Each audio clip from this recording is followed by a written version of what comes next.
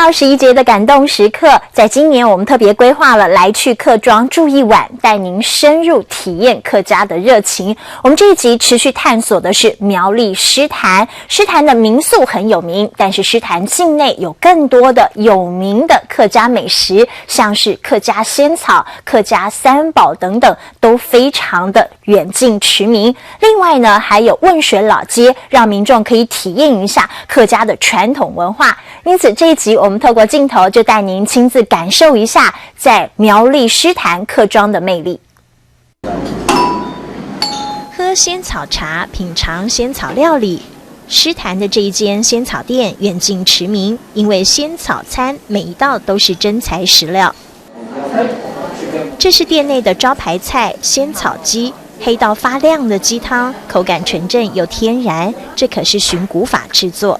然后我们这仙草原汁是我们那个熬了8个小时的水，然后来煮那个仙草鸡。对对对。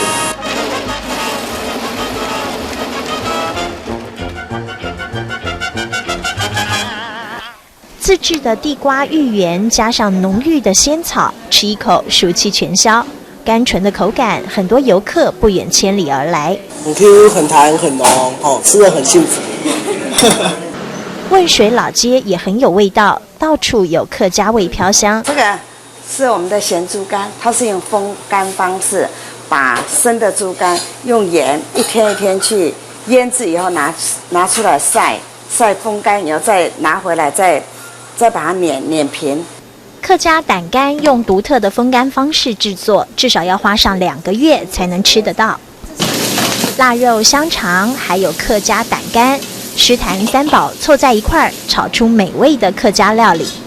叶片菜做爱文水的客家三宝、肉鸡三宝哈，一地都有含猪肝、腊肉、盐肠，然后是咯。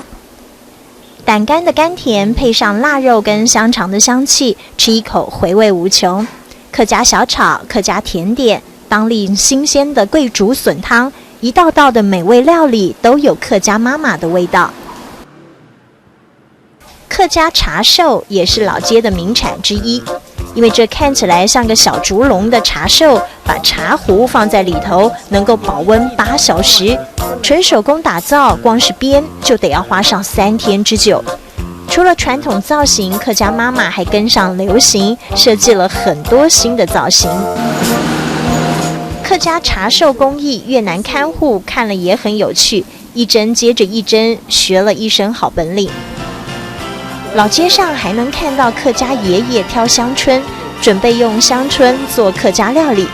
客家美味，客家人情味，有趣的客家老街等着您来探访。朴实的草本香弥漫狮坛客庄，仙草鸡的滋养，仙草冰的清爽，道地客家味，胆干陈三宝，让人垂涎3尺，一针一线缝制茶寿，保温感动时刻。